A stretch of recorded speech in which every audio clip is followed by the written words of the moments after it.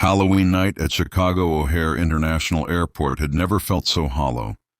The concourse, usually alive with rolling luggage, rushing footsteps, and the smell of burnt coffee, echoed with uneasy quiet. A few weary travelers lingered near the windows, their reflections warped against the dark glass. Paper cutouts of smiling pumpkins dangled from the gate ceiling, cheerful in the way only cheap decorations could be. But the passengers weren't smiling. They'd been shuffled around for hours after a massive delay left. Flight 237 to Denver grounded long past its scheduled departure.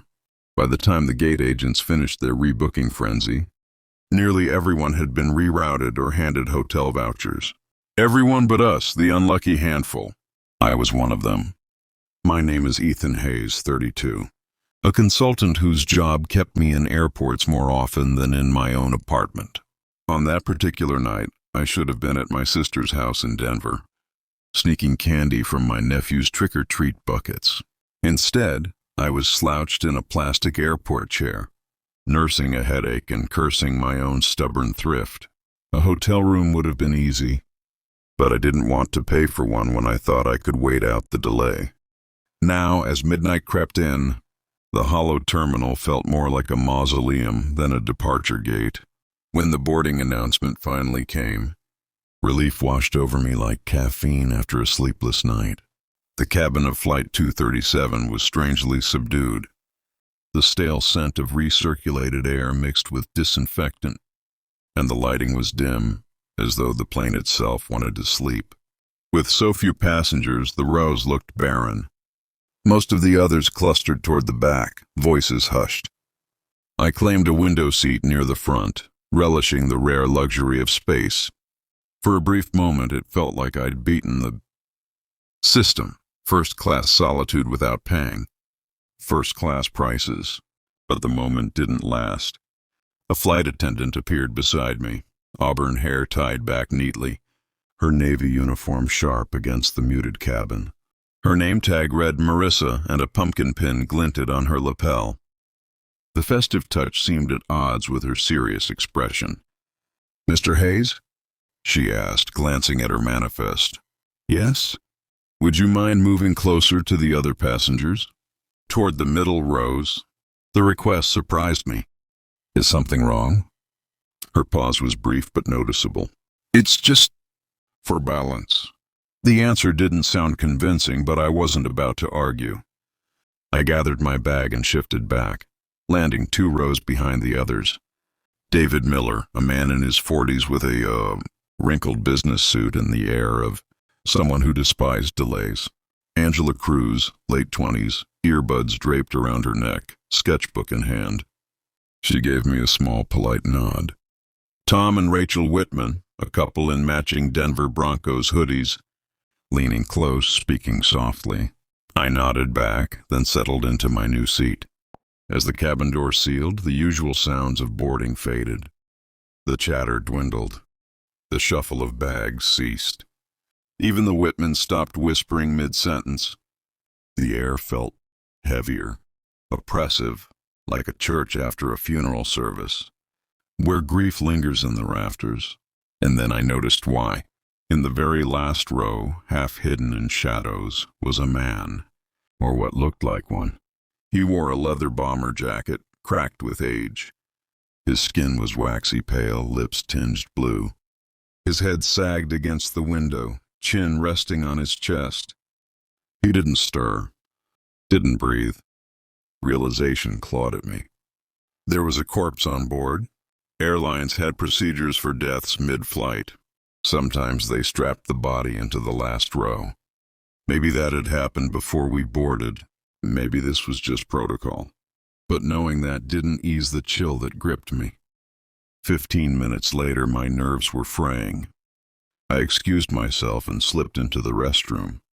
The narrow walls closed in as I splashed water on my face. "Get a grip," I whispered to the mirror. "It's just procedure. Nothing more." Then the first bang hit the door. Metal rattled against hinges. Another bang, louder. My pulse spiked. Images of the pale man in the bomber jacket flashed through my mind. Hello? My voice cracked. No response. Just silence thick enough to choke on.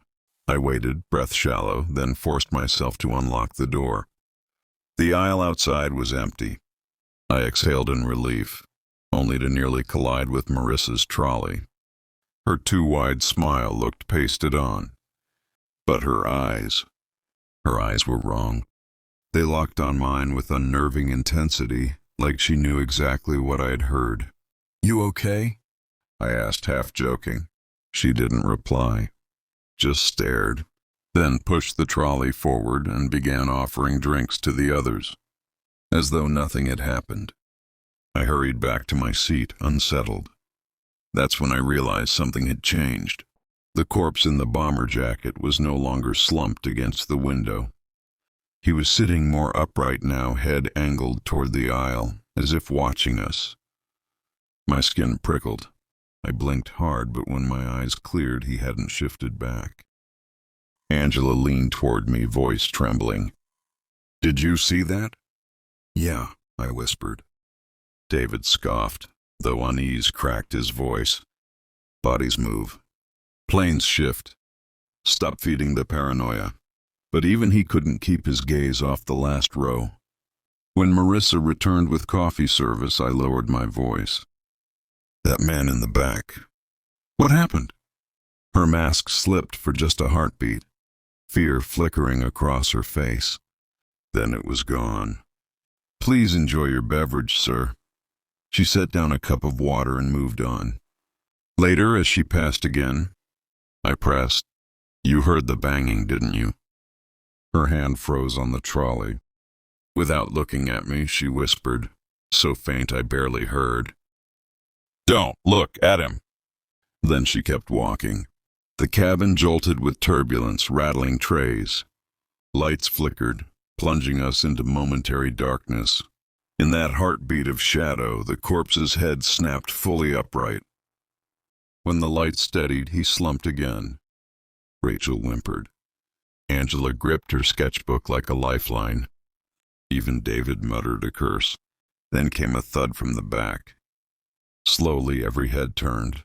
The corpse wasn't just sitting anymore. He was half standing, seatbelt twisted around his leg, torso leaning forward as though trying to rise. His chin sagged unnaturally against his chest. Rachel stifled a sob. Tom murmured a prayer.